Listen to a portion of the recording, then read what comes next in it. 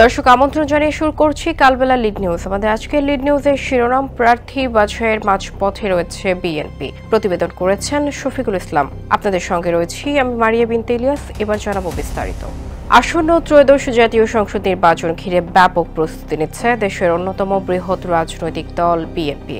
বিশেষ করে ধাপে ধাপে সংসদ সদস্য প্রার্থী বাছাই করছে দলটির হাইকমান্ড।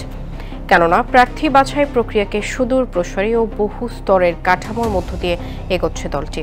দীর্ঘদিন ধরে বিএনপির নীতি নির্ধারকরা একটি স্বচ্ছ, নিরপেক্ষ ও শক্তিশালী প্রার্থী তালিকা তৈরিতে গুরুত্ব দিয়ে আসছেন।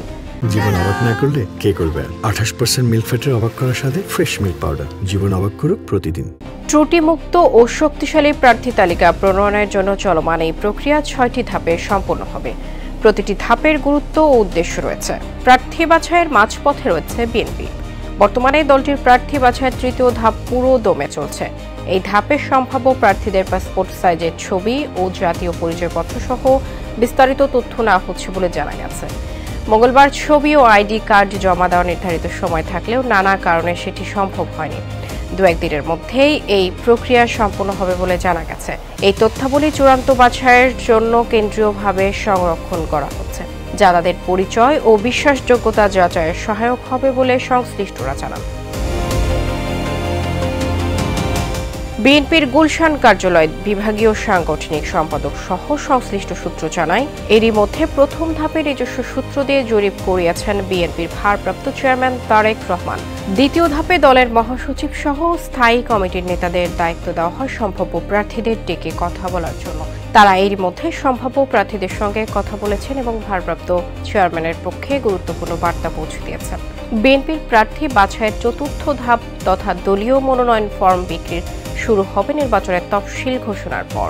এরপর প্রার্থীদের জমা দেওয়া আবেদন যাচাই শেষে বিএনপি নির্বাচনী মনোনয়ন বোর্ডে নেওয়া হবে সাক্ষাৎকার। এরপর ষষ্ঠ বা শেষ ধাপে চূড়ান্ত প্রার্থী ঘোষণা করে প্রত্যয়নপত্র বা চিঠি দেওয়া হবে। এবারের নির্বাচনে বিশেষত তরুণ এবং তৃণমূলে জনসম্পৃক্ততা, সাংগঠনিকভাবে দক্ষ এবং জনগণের কাছে প্রার্থীর গ্রহণযোগ্যতাকে সর্বোচ্চ গুরুত্ব দেওয়া হচ্ছে। এদিকে বিএনপির কয়েকজন শীর্ষ নেতা আলাপকালে কালবেলাকে জানান, নির্বাচনী তফসিলের আগে বিএনপির দলীয় প্রার্থীদের সবুজ সংকেত দিলে অভ্যন্তরীণ কোন্দল আরও সক্রিয় হবে এবং কিছু সংকট দেখা দেবে। তাছাড়া যে আসনে একাধিক মনোনয়ন প্রত্যাশী রয়েছেন সেখানে প্রার্থীকে এখনও নির্দিষ্ট করা হলে মনোনয়ন ফর্ম বিক্রি কমবে, যা দলের আয়ের ক্ষেত্রে প্রভাব ফেলবে। তারা বলেন, বিএনপি হচ্ছে সত্যিকারের একটি জনপ্রতিনিধিত্বকারী রাজনৈতিক দল। জনগণ তথা জনসমর্থনই এই দলের মূল ভিত্তি। নির্বাচনের সময় দলীয় মনোনয়ন বিক্রির ঘোষণা দিলে দলের নেতাকর্মীদের মধ্যে উৎসাহ উদ্দীপনা তৈরি হয়। মনোনয়ন প্রত্যাশীরা নিজ নিজ অনুসারীদের নিয়ে দল বেঁধে দলীয় মনোনয়ন ফর্ম কিনতে আসেন। একই আসনে 3 থেকে 7-8 জনেরও বেশি ব্যক্তি মনোনয়ন ফর্ম কেনেন।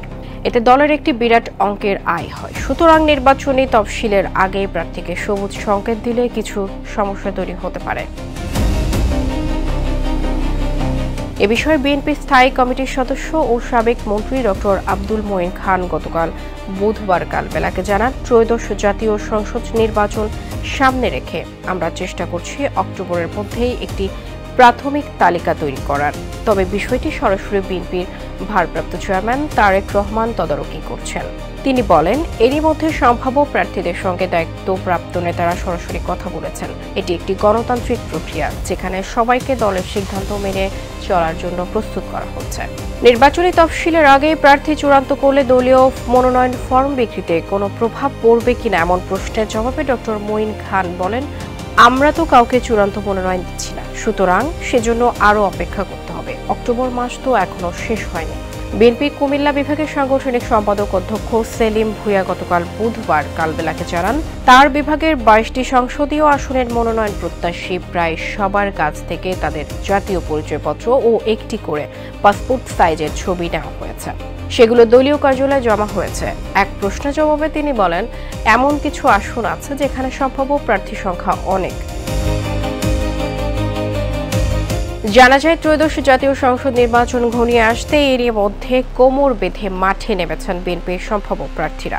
এরই মধ্যে অনেক প্রার্থী দলের ভারপ্রাপ্ত চেয়ারম্যান তারেক রহমানের সরাসরি ফোন কল পেয়ে নির্বাচনী প্রস্তুতি ও মাঠ পর্যায়ে সাংগঠনিক কার্যক্রম শুরু করেছেন। বিষয়টিকে মনোনয়নের সবুজ সংকেত হিসেবেই দেখছেন তারা। যারা ফোন পেয়েছেন তাদের ঐক্যবদ্ধ হয়ে মাঠে কাজ করার নির্দেশ দিয়েছেন ভারপ্রাপ্ত চেয়ারম্যান। তবে সংশ্লিষ্ট দায়িত্বপ্রাপ্ত নেতারা এই প্রক্রিয়াকে চূড়ান্ত মনোনয়ন হিসেবে দেখছেন না, বরং প্রার্থী বাছাই প্রক্রিয়াকে নির্বাচন পূর্ব প্রাক রাজনৈতিক প্রক্রিয়া হিসেবেই দেখা হচ্ছে। অতীতের মতো শুধু মনোনয়ন প্রত্যাশীদের সাক্ষাৎকার নয়, এবার একটি পদ্ধতিগত প্রক্রিয়ার মধ্য দিয়ে যোগ্যতম নেতাকে খুঁজে বের করার চেষ্টা করছে বিএনপি। প্রাপ্ত তথ্য অনুযায়ী নির্বাচনের প্রার্থী বাছাইয়ের ক্ষেত্রে 2 ধাপ শেষ করেছে বিএনপি। প্রথম ধাপে গত কয়েক মাসে নিজস্ব বিশ্বস্ত সূত্রে সারা দেশে নির্বাচনী আসনে জরিপ চালিয়েছেন বিএনপির ভারপ্রাপ্ত চেয়ারম্যান তারেক রহমান। দ্বিতীয় ধাপে দলের মহাসচিব সহ স্থায়ী কমিটির সদস্যদের সম্ভাব্য প্রার্থীদের সঙ্গে গুলশান কার্যালয়ে ডেকে কথা বলার দায়িত্ব নেন, যা এরই মধ্যে শেষ হয়েছে। মূলত অভ্যন্তরীণ দ্বন্দ্ব নিরসন এবং সম্ভাব্য প্রার্থীদের একটি সংক্ষিপ্ত তালিকা তৈরির উপর গুরুত্ব দিচ্ছে বিএনপি। যেসব আসনে একাধিক শক্তিশালী প্রার্থী রয়েছেন বা অভ্যন্তরীণ কোন্দল বিদ্যমান, সেসব আসনে দলের স্থায়ী কমিটির সদস্য ও সিনিয়র নেতারা বিভাগীয় আঞ্চলিক দায়িত্বপ্রাপ্ত হয়ে কাজ করছেন। দলীয় সূত্র বলছে, বরিশাল, কুমিল্লা, রাজশাহী ও রংপুর অঞ্চলের কিছু গুরুত্বপূর্ণ আসনে অভ্যন্তরীণ বিরোধ ও একাধিক প্রার্থী রয়েছেন। এমন আসনে সম্ভাব্য প্রার্থীদের সঙ্গে সরাসরি কথা বলছেন দায়িত্বপ্রাপ্ত নেতারা। মনোনয়নের ক্ষেত্রে দলীয় সিদ্ধান্ত মেনে চলার বিষয়ে প্রার্থীদের কাছ থেকে অঙ্গীকার নেওয়া হয়েছে।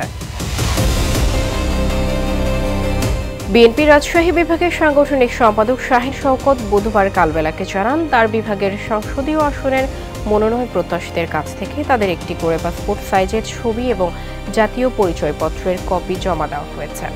শিগগিরই তিনি সেগুলো কেন্দ্রে জমা দেবেন।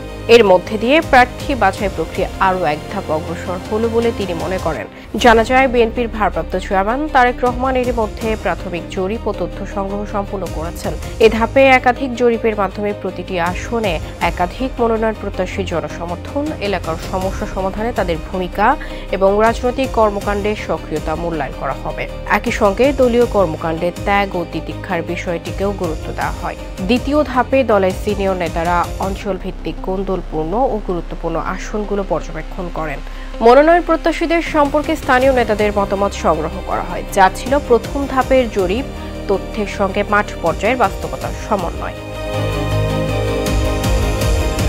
তৃতীয় ধাপে সম্ভাব্য প্রার্থীদের ব্যক্তিগত নথিপত্র সংগ্রহ করা হচ্ছে। এর মূল উদ্দেশ্য হল একাধিক প্রার্থীর উপস্থিতিতে দলীয় ঐক্য নিশ্চিত করা। চতুর্থ ধাপে দলীয় মনোনয়নপত্র বিক্রি ও জমাদানের প্রক্রিয়া সম্পন্ন হবে। পঞ্চম ধাপে দলের ভারপ্রাপ্ত চেয়ারম্যান তারেক রহমান সহ বিএনপির মনোনয়ন বোর্ডের সদস্যরা বাছাইকৃত সম্ভাব্য প্রার্থীদের ভার্চুয়াল বা সশরীরে সাক্ষাৎকার গ্রহণ করবেন। এই সাক্ষাৎকারে প্রার্থীর অতীত কর্মজীবন, ভবিষ্যৎ পরিকল্পনা এবং দলের 31 দফা রূপরেখা সম্পর্কে তার ধারণা মূল্যায়ন করা হবে। পাশাপাশি যুগপৎ আন্দোলনের শরিকদের সঙ্গে আসন বণ্টনের বিষয়টিও বিবেচনায় নেওয়া হবে, যাতে রাজনৈতিক প্রতিপক্ষ সুযোগ নিতে না পারে। এরপর ষষ্ঠ ধাপে 300 আসনের জন্য দলের এবং জোটের মনোনীত একক ও চূড়ান্ত প্রার্থীর নাম ঘোষণা করা হবে।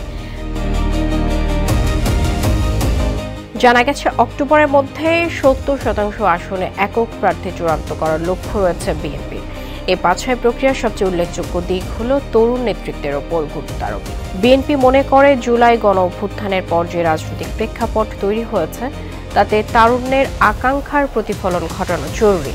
এ কারণেই দলের হাই কমান্ড শতাধিক আসনে নতুন মুখ আনার পরিকল্পনা করছে। প্রার্থীর গ্রহণযোগ্যতা নির্ধারণে এলাকার জনপ্রিয়তা, সাংগঠনিক শক্তি এবং জনগণের সঙ্গে প্রার্থীর নিবিড় সম্পৃক্ততাকে প্রধান মাপকাঠি হিসেবে বিবেচনা করা হচ্ছে।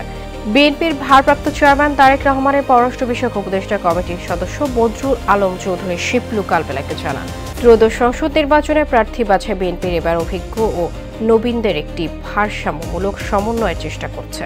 ভারপ্রাপ্ত চেয়ারম্যান তারেক রহমানও তার সাম্প্রতিক বক্তব্যে ইঙ্গিত দিয়েছেন যে, প্রার্থী বাছাই করা হলে দলের ভেতরে গ্রহণযোগ্যতা ও জনগণের সঙ্গে সম্পৃক্ততার বিচারে যা নতুন নেতৃত্বের জন্য সুযোগ তৈরি করবে বলে আমি মনে করি।